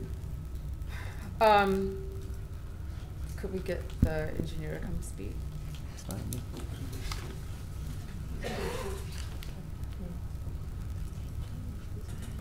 Thank you, Mr. Furlong. Yes, ma'am. I was just wondering, what's the latest, or have we been in contact, still been in contact with any of the business owners over there? Yes, sir, and we had a very good discussion about this in the infrastructure committee meeting, and you know, the action that would satisfy everybody is a quiet zone. It's an official declared quiet zone by the FRA. That's going to cost about $1.8 million and about $60,000 a year in maintenance. So it really doesn't look like that's feasible at this point.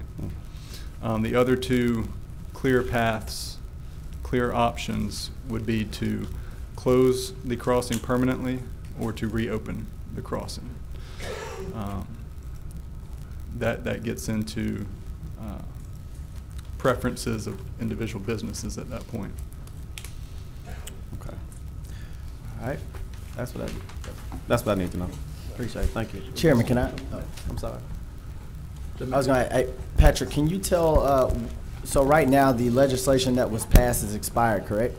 Yes, sir. To keep it closed. So essentially, Councilwoman Fuller, and clearly can speak for yourself, but essentially we're just trying to be in accordance with the legislation that was passed. So she's suggesting that we extend it for the foreseeable future.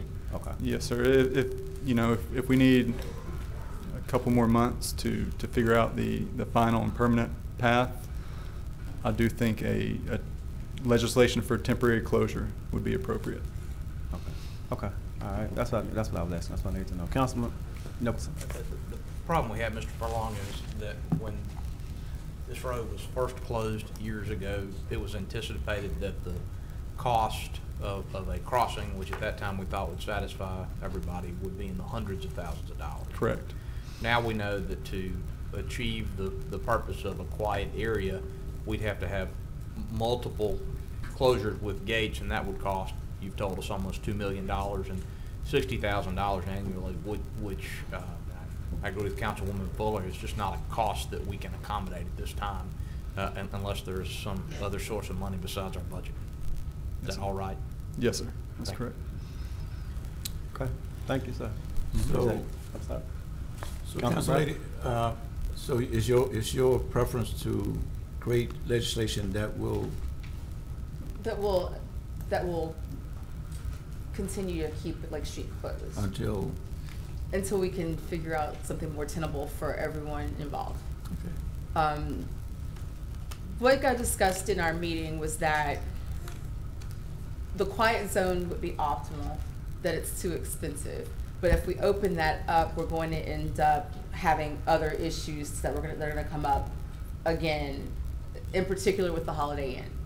So if you look at the revenue that comes in from that hotel, and you look at that being a noisy area, getting the bad Yelp reviews, all of that, losing the Holiday Inn brand, the flag, and what that will do as far as having such a large property there that would most likely, if we lose that flag, it would not be replaced with a boutique hotel. It would not end up being a Marriott or anything else. What it would be is a generic motel that is right there when you enter into downtown. And that is not good for, it's not good for our downtown. It's not good for the tax base that we'd be losing, that revenue that we lose. Okay. So the other side of it is that the other merchants that are on Lake Street feel like they might be losing opportunities for revenue because the street's closed from Clyde Fant through Lake Street.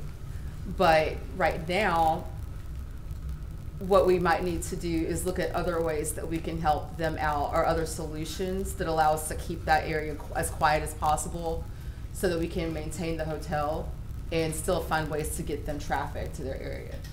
I think right now that's probably the most feasible way to move forward until we can find a way to pay for a quiet zone, which would still take us a couple of years probably. The studies and everything else, as well as the revenue to pay for it. And it's very frustrating for everybody involved. No, I understand and I agree with you, because Holiday Inn is still in the process of renovating the other properties, right? The owner for Holiday Inn also has the Best Western right there. Yeah. Okay. And the revenue that's generated would be compromised if we was to open that right now. Correct. Okay, I would support that. Okay. Okay, thank you. Thank you. All right. My next question was 17 and 19. Are those companion? Or how they work together?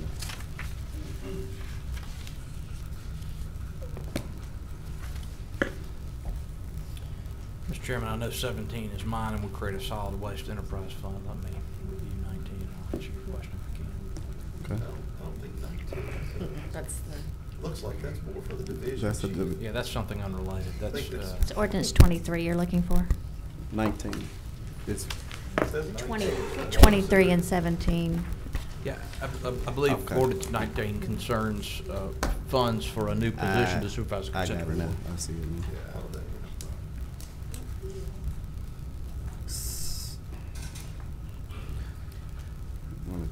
So, Mr. Chairman, I see Councilman Green, he had to run.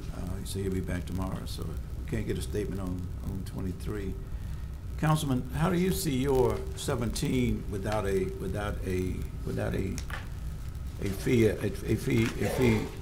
proponent? Councilman Bradford, I am concerned, based on some of the information I've received, about implementing a solid waste enterprise fund without a fee sufficient to cover the costs associated with that fund. So that's my present position, one of concern. That $7 solid waste fee does not comport well with an enterprise fund. But a $7, well, and I'll reserve some questions to Councilman Green, but a $7 to address the concern of the $7, which is to provide raises, is not something that would be beneficial. Well, my view has been that if we are to impose a solid waste collection fee, we should impose a fee sufficient to cover the cost of the city's solid waste operations, and that we should also form a solid waste enterprise fund. Passing a $7 fee would generate millions of dollars of revenue, part of which could be used to provide sanitation workers the raises that have been discussed in council meetings over the past 2 months. And in fact, that fee would generate substantially more than would be necessary to provide those raises, to my understanding.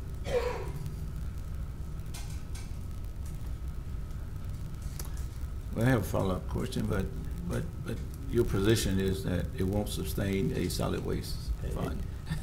It will not be sufficient for us to have a solid waste enterprise fund without substantial transfers from the general fund on an annual basis. I see. Yes, sir. Okay, it's a two-pronged approach. Okay. Which is 3.5 million away from where thought is needed to be. So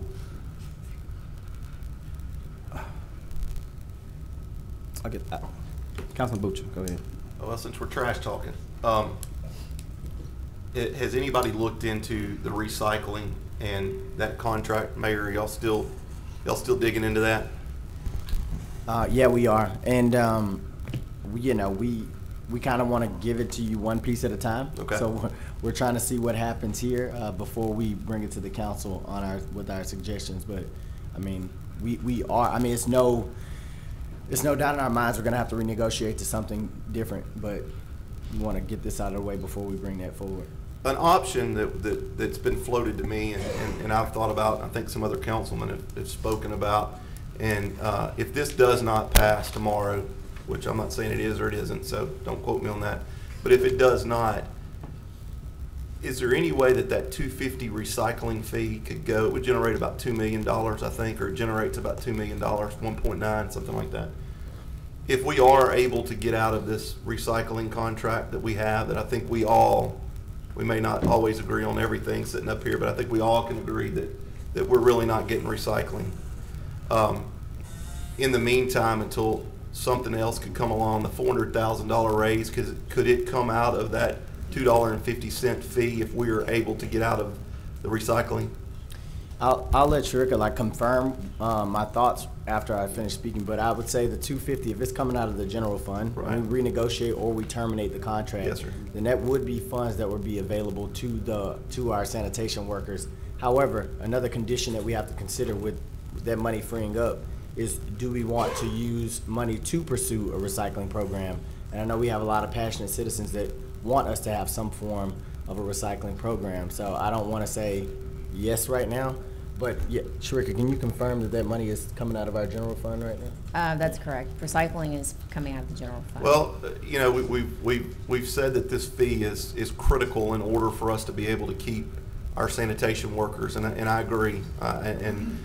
They've been here on numerous occasions and have spoken to us, and I feel their need for a raise. I think that they definitely need a raise for the work that they do. I watched them last Tuesday out there, and you know, it was raining and cold, and I could only imagine the job that they do, and they more than deserve a raise. And I think that the criticalness that was given to us, you know, with this raise, and obviously, or this clean city fee, obviously, you know, I'm not saying we're far off. I think we're getting closer. I think every meeting we're getting closer, but I'm not quite sure that we're there yet. I would like for us, if we are able to get out of the recycling, take $4 million out of that. That would leave us $1.5 million to start pursuing other options as far as recycling.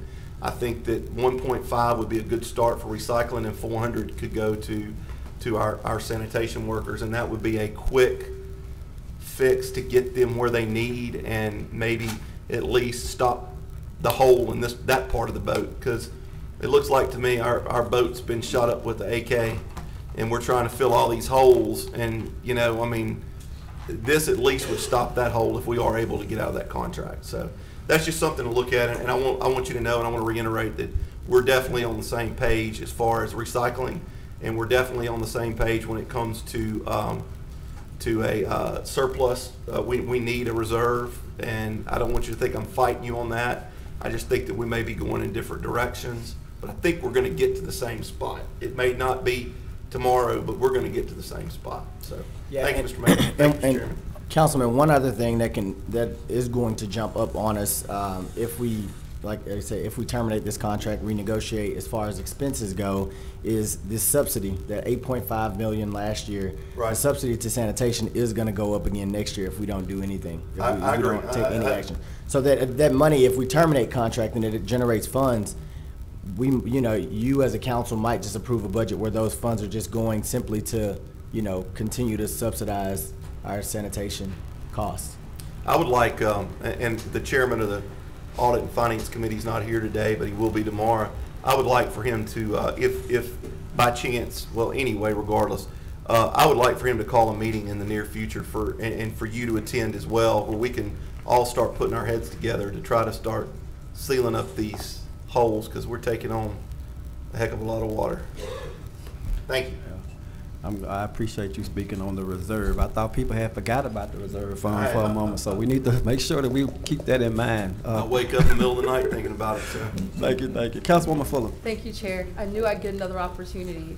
I wanted to just like restrict us to one theme for our analogies and metaphors per meeting, So and we had the boat. already stuck with trains, with the freight. What about the boat? So I know that's what I was going to request, and I knew that that something else would come up, and I'm like, no, for the rest of the day, just keep it with.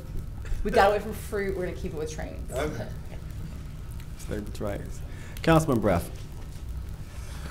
Mr. Chairman, ordinance 19. Can I speak with the engineer on that? Yes, sir. Now, last meeting, you kind of exhorted the fact that this was a necessary position because the collective work of the engineers has been taxing. Is that the way it was? Generally, yes, sir. Yes, sir. So supervising the consent decree work has been a shared responsibility. No particular individual has been responsible, totally responsible. It is tasked to one individual. It has been tasked to one Yes, sir. It's individual. the assistant city engineer over water and sewer. Okay. We have 3 assistant city engineers. Okay. Water and sewer, streets and bridges, drainage and development. And this would be designated just for that consent decree work? Yes, sir. It currently is designated to that one assistant city engineer. They're tasked with the day-to-day operations, and I, of course, get involved as needed. Well, we have some very smart constituents. They don't come down, but they email us and text us and all that other stuff. And one of the ones that I heard from was very concerned about the price of that position. What was the base salary? We're running an ad for 95. The range is 95,000 to 120 base salary. Okay. And then And we've been running it for 3 weeks. We've gotten 0 applications, and that's pretty typical with our engineering advertisements. So the 180 plus. I mean, So the 170 for the budget amendment, that includes retirement and health insurance that and include the benefits. all the fringe benefits. Yes, sir. Is that compatible to the other deputy engineers? No, that's lower than That's what lower. it needs to be. Yes, sir. Okay. It's lower than the private sector. It's lower than the Caddo Parish. It's lower than Bossier Parish. I pulled up, before this meeting, I pulled up there some salaries. Caddo Parish, their public works guys are making well beyond what I make, and they're not engineers. The Bossier Parish engineers making well above what I make, and this is the level of person that we need for a job this big. The task is to oversee the program manager. The program manager, I had the roster with me. Here's the roster of the program manager. It's 44 people. It's a very large contract that we pay on. It's a very large responsibility, and they're overseeing hundreds of millions of dollars of work, a little more than $100 million a year. This is a major investment that the city's making, yet we have not made the investment at the top to make sure that we're doing it right. Baton Rouge, they had a very similar size consent decree, a little bit bigger. I think they were at 1.5 billion, and they have a little bit more pipe, not much more. They had 4 people to oversee their program manager. We have 1, and the workload is just unreasonable for one person. Okay. So one more person is not. We need more than that, and we need to pay them better. But this is a good start. So two last questions, and they both worst case scenarios. You've advertised this for 3 weeks and you haven't had any response. That's correct. And if the council decides that the work can continue as has been, what's the worst case scenario? We'll stay on the same trajectory. I'm sorry? We'll stay on the same path. And what's that? This is a large investment. A large investment? Hundreds of millions. Without sufficient? Over $1 billion. Okay. We could save money. We could save a substantial amount of money if we provide a decent amount of oversight to this spending. So you're saying that this we can save money. I think I saw Councilman Nicholson mentioned through an email or some communication that the overrun is going to be tremendous. You said it earlier, I think. Councilman, I did mention the fact that the initial cost projections were $350 million for the consent decree work, and I've been apprised, and others on the council as well, that the cost will exceed $1 billion. So the overrun will be quite substantial. Is this contributing to that? Not necessarily. The projected cost is, that's what it costs. To fix a sewer system this big, that's what it costs. The item that's out of proportion is that original estimate. It was made off, the best available data, which was not very much at the time, and that's what was off. The cost of around $1 billion, that's what it costs. That's what it costs to other cities. That's what it's going to cost Shreveport. It's going to cost us at least $1 billion. That's what we're estimating at this point. But a deputy engineer who's directly responsible for overseeing this project could save us a substantial amount of money. Substantial amount of money. Yes, sir. Okay. But we don't have nobody targeted or any inquiries. I wish I knew somebody. I'd call them. The engineering market's very good right now in Shreveport. There's a lot of work. So there's a lot of demand with the private firms. There's a lot of demand for us. We have 3 vacant engineering positions right now that we have not been able to fill. We're looking at right sizing our entire department. I'm looking at every single position, and we're going to make those 3 engineers, make them engineer interns. That's when you graduate college, you take a fundamentals exam, and then you get 4 years experience. So we're looking at somebody right out of college, and we're going to restructure everything going from there, and hope we can get some positions filled. It's a struggle. Okay. All righty. Well, let's see. Okay. Attorney Strain. My item was related to something else. I'll yield to Councilman Nicholson. Nicholson, were you on the same or? Well, this relates to the position that Mr. Furlong was just discussing. I'm not anxious to add any new positions to city government. I recognize that there are places in every department where we can cut positions, where we can decline to fill positions that have not yet been filled. But I do think that hiring an additional engineer to oversee work on which we're spending $100 million a year is a good investment. I mean, I would think that if we are able to hire a competent individual with appropriate experience, that it would be very likely that individual would help us realize cost savings in excess of the cost of his salary. And so for that reason, I hope my colleagues will consider supporting this measure. Thank you. All right. Mayor Perkins, are you related to the same? Yeah, this is related to that. We've been talking about like adding positions, and I want to say the conversation has been very asymmetrical because my administration has been cutting a lot of costs since we came in the door. Whether you're talking about contracts, whether you're talking about positions, we're gonna look at like manning reform over the next month. And so when we talk about adding positions, the calculus that we're using when adding positions or suggesting to add positions is very much how much they can save the city, and if they can save the city more money to justify the amount of money we would pay them in wages. So this isn't just, hey, we're spending. That's not what's going on here at all. All of that will clearly show at the end of the year once we start to review the budget and our expenditures. But I don't want anybody to think that we're just spending. That's not what's going on right now. Mr. Chairman? Councilman Butcher?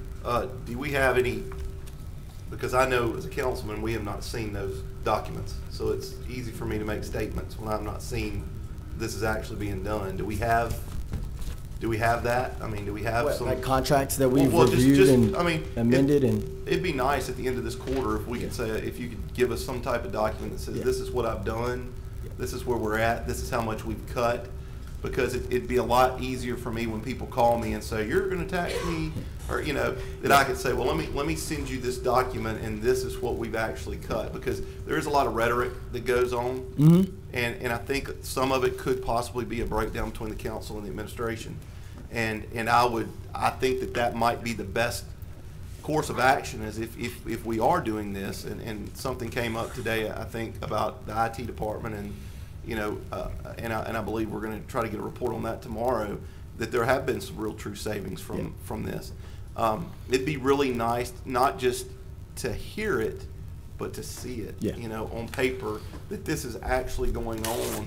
And then it makes it a lot easier for us to be able to say, hey, you know, this is really something we have to do. We are doing some cutting.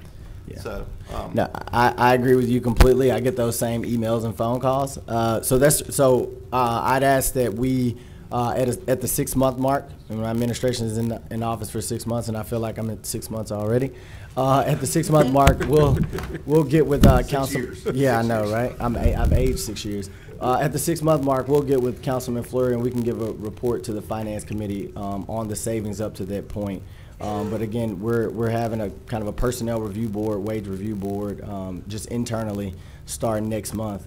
So yeah, I want to add that information into what we've already saved when I present it to you. Because right now we've got 2 trains going in 2 different directions. Oh, there we go. On the train. All right. So you said, or we get back to City Attorney's train, but you're saying 6 months from January. Yes, 6 months. Yep, just give us 6 months, and we're good at homework assignments. So 6 months, I will turn in that assignment. Well, you know, and I might suggest too. We talked about having meetings in other spots. Maybe we need to get together and have a meeting, maybe 3 meetings in other areas of town to tell people this, where everybody that might not be able to come to this meeting can hear your idea. So maybe we've got 3 months to start planning that for the 1st of June. Let's start looking at 3 different locations to have a meeting and discuss where we are with the city. That's a genius plan, to go to the people and talk about savings. But not at 6 o'clock. Take the train to them. All right, Attorney Strain. Thank you, Mr. Chairman. I was consulting with the city attorney, and on the prior question that was asked regarding the solid waste, well, actually the recycling product collection fee, we wanted you to know that, and remind you that there is currently a City Code Section 74-31, subsection H, that does require a mandatory $2.50 monthly service fee be added to the customer's water and sewer bill. So if the city council decided to go a different direction and not have a recycling program any longer, then that city code would need to be amended to remove that $2.50 service fee that's directly tied to recycling. You said it's on the 74, where is that? It's City Code Section 74-31, subsection H, and also J. Okay. All right. Councilwoman Fuller, you had something? All right. No, this train's just gonna sit here on the rails at the station. All right. We went over the ordinance in second reading and final passage. I forgot where we were. That's fine. Tabled legislation. Which one? I'm sorry, Miss Jones. We are at tabled legislation. Okay. There is no table legislation to be removed. Is that correct, Mr. Thompson? We don't have any. Okay. No other ordinances or appeals. We have 1 property standards appeal today. 4,095 Fern. Mr. Nicholson. While Mr. Green sets up his presentation, I'll say that he's advised me that the homeowner has employed a contractor and that he expects this issue to be resolved.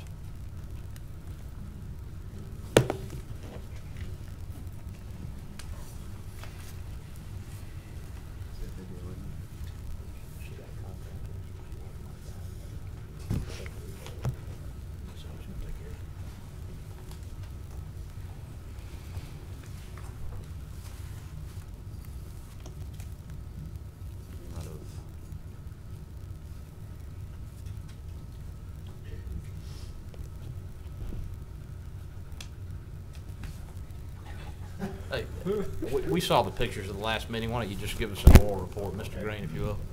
Ms. Coleman has hired a contractor. She said that it can start today, weather permitting. Basically what we came up with is in 2 weeks, you guys will see it again and we can close it out there.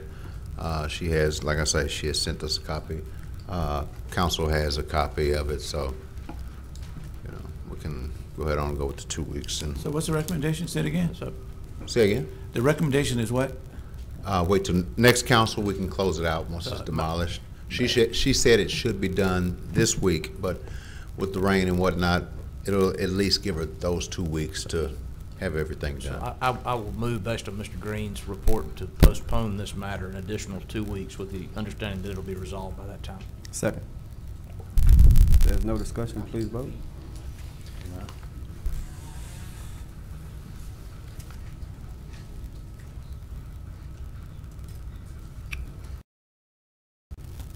Motion carries with 5 and 2 out of the chamber. 1 absent, 1 out of chamber.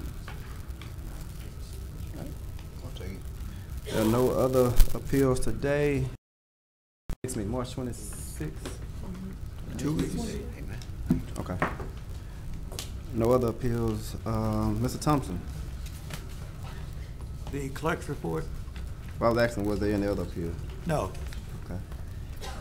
Any reports from officers, board, or committee? And the clerk's report. On April the 9th, there will be a United Way presentation on 211 service. We sent it around making that suggestion. Didn't hear anybody saying that they were opposed to it, so we think it will come off at that time. The mayor has made several appointments. Assistant to the Director of Water and Sewer, Don Hobdy. The A&E Selection Committee, Rachel Lawler and Charles Henderson. The Workforce Development Board, Keonia Thomas Walker, Kimberly Poole, Susan Evans, Patrick Harrison, Sandy Semino, Katrina Early, Robin Foley, and Debbie McCall. Okay. Any questions on that in discussion? The only brief comment I'll make is that I did inquire with the city attorney concerning whether members of the A&E Selection Committee who serve for a term of 4 years could be removed at the pleasure of the mayor. Her opinion, based on the interaction of the relevant charter provisions and the ordinance creating the A&E Selection Committee, is that the mayor does have the authority to remove those individuals at his pleasure. I think that's a question on which reasonable lawyers could differ, but as she is a city attorney, I'd have heard her opinion. That may be something we want to revisit in the future with legislation. I mean, the purpose of the A&E Selection Committee, as I appreciate it, is to insulate those decisions concerning the award of contracts over which it has authority from political considerations, and having citizen members who cannot be removed without some cause might help us achieve that purpose of that committee. Thank you. All right. There, anybody else? Anything else? Mayor, you wasn't here earlier for any comments that you had. I was just checking to see if you had any. Yeah, and yeah, just apologize for being late. We just got back from Austin, Texas, South by Southwest. Over the weekend, great trip. We spoke to over 80 startups, many of which didn't know where Shreveport, Louisiana was, to talk to them about our community. And, you know, we're going to continue conversations with them, so hopefully they bring their companies here in the future.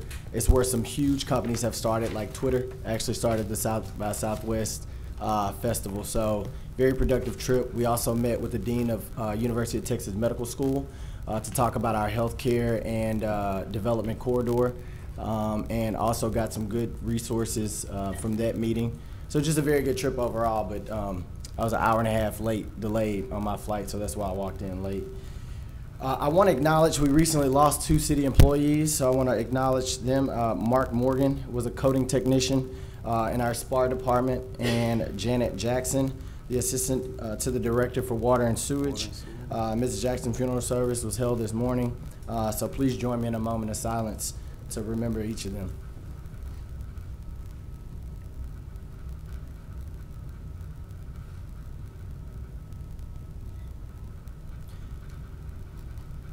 Thank you. All right. This afternoon, officers assigned to our Community-Oriented Policing Bureau are assisting the Shreveport Green and Anti-Littering Campaign, known as Cover Your Loads, for safer roads by conducting a traffic enforcement operation. The operation is focusing on enforcement of unsecured loads, traveling on our highways, as well as the enforcement of loose litter ordinances affecting business property owners. So they're looking out for that for people spilling litter, et cetera, on our roads. Mr. Chairman, I'd like to thank council members who took the time to go and spend some time with our first responders last week at the Shreveport Police Department and Fire Department award banquets. Thank you. I was at one of them, and I remember at least 4 council members were there. So thank you for showing your support and appreciation for what they do for us every day. And I just got to do this one more time. I got to thank SPAR and Public Works, SPD, SFD for their work during the Mardi Gras season. We could not have done any of that without everybody. I mean, just putting in an incredible amount of hours, weekends, mornings, nights, you name it, to make sure that our community could enjoy the Mardi Gras season. So I just want to thank them one last time. That's all I have, Mr. Chairman. Thank you, thank you, thank you. Yeah, at the SPD banquet, I know that Councilwoman Fuller made me sit by myself on the end because she said we had a quorum if I was sitting close, so I moved over to the side. Outside that, we had a good visit with the fire banquet also. Councilman Bradford came in and took about 15 pictures and took away from the media. But outside of that, we did have a good time there, so I like to just congratulate both of those departments for a job well done. If there's nothing else to Mr. Chairman, let me ask you, it's been customary that we at least acknowledge those individuals that was up for confirmation so they wouldn't have to come back. Are they here? I think 1, 2, is it 3? I saw 1. Okay. 3 are here. Yeah. We can. You want to call them up? I just like to meet them. Yeah. Okay, that sounds fine with me. Which 3? Who are here? We have Rachel Lawler here. We have Charles Henderson here, and we have Don Abdi here. Okay. You want to, Councilman? You want to talk to him today? Well, I mean, we've had different approaches, but I mean, the standard has been we don't want them to have to come back over and over again. So I mean, if they're here, we wanted to at least meet them and because I'm sure they'd appreciate that, Chairman. No, I'm fine with that. I know that I didn't know if Hobley was prepared. I know he's not on this one upcoming, but that's up to the council. I'm fine with that. But He's on the clerk's report, Chairman. At the. I think he's for next meeting, though, right? I think it was for the next. I could be wrong. I mean, even if they come next time. So those appointments for the various auxiliaries, boards, commissions, are they those that are here? Will you come forward, please?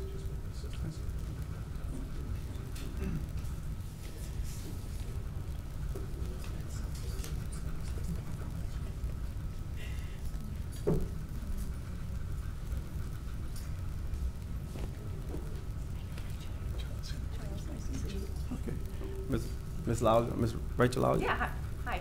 Step up just to the red line, please. You can lower the mic if you need to. That's fine. How's that? I think that'll work. lower? Just where it's comfortable for you, that's fine. Okay. All right. Councilman Brown. Yeah. Hello, good evening, and hey. Thank you for coming. Thanks for having me. Give us a little bit about yourself and some of your experience and what do you feel make you a good candidate for the position of serving on the A&E committee? Sure. So without really knowing the full description of the committee that I'm being appointed to, I would tell you that I'm from Northwest Louisiana. Okay. I'm a local boutique real estate broker owner of a company here in town. I spent 6 years in construction development and construction management, and I hope that those services in Northwest Louisiana helped me to be a good candidate for this committee. Oh, certainly, that's a good resume to be. Thank you. I think would be very instrumental in helping direct that committee. Have you attended one of those committees in the past? No? I have not. Okay, but you're looking forward to working with them? Absolutely. Okay. All right. Well, thank you. And Mr. Good evening. My name is Charles Henderson from 3887 Winter Park, Shreveport, Louisiana. So, Ms. Henderson, same question. What is your profession and what makes you eligible for such a role in this committee? Right now, Brother Bradford, my profession is I'm retired. I want to be that way one day. That's the best thing going. But my experience, I spent over 35 years in the HV industry, serving as looking at plans and spec jobs, bidding on jobs, working in the construction field, overseeing projects that's had to do with architect and engineer, and sometimes even correcting their mistakes. Ah. Okay. Well, anyway, I guess I need to let the council know I know you. Been knowing you for 50 years. Yeah, classmate. Classmates. Yeah. But thank you again, and I appreciate you willing to serve in this position. Okay. Thank you, Brother. All right. I just want to say I appreciate both of you for your willingness to serve for the city.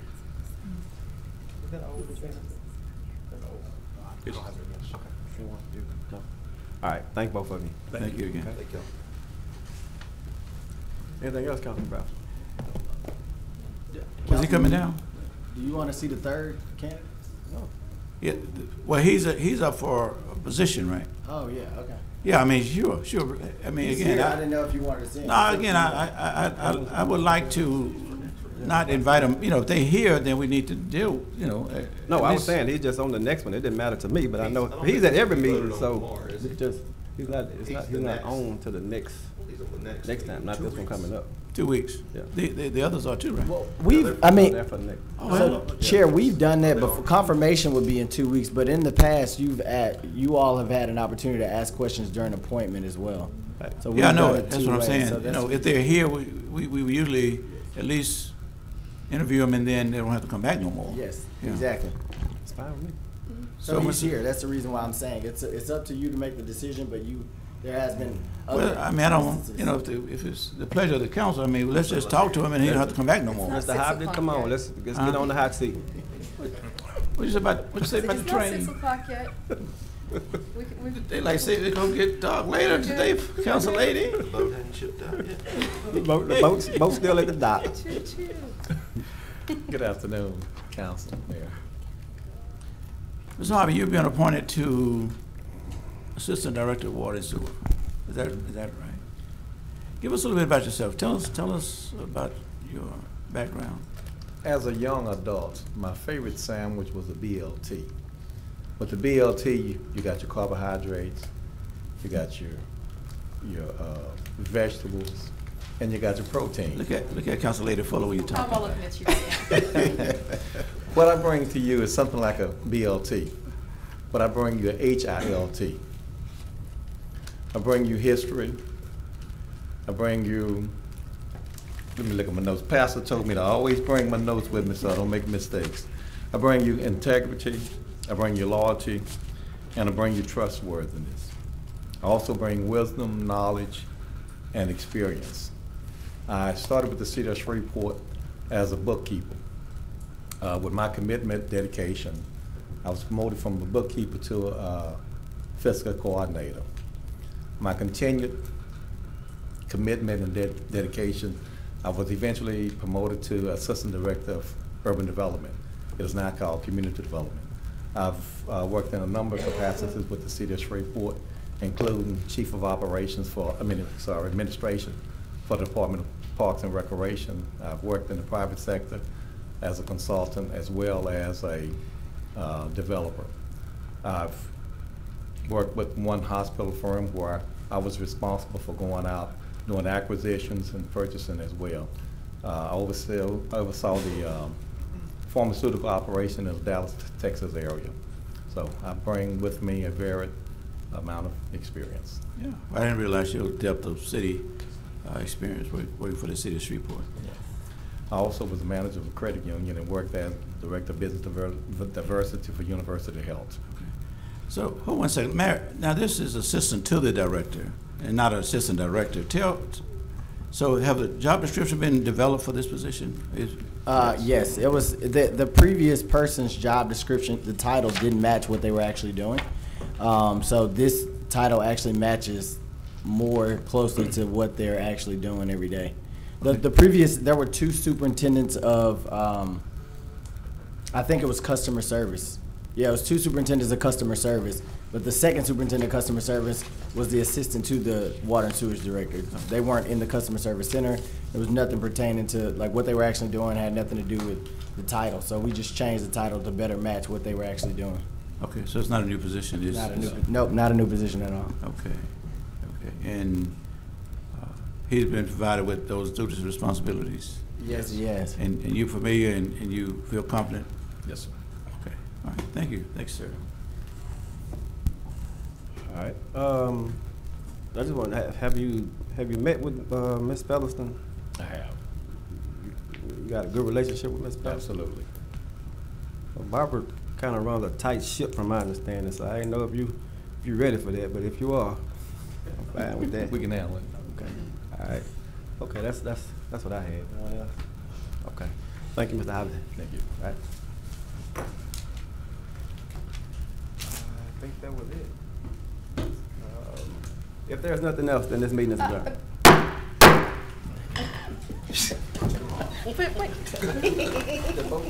Quick, drum and growl. The train's going. Train full of bullet holes, it's going off the rail. Hey, that's one.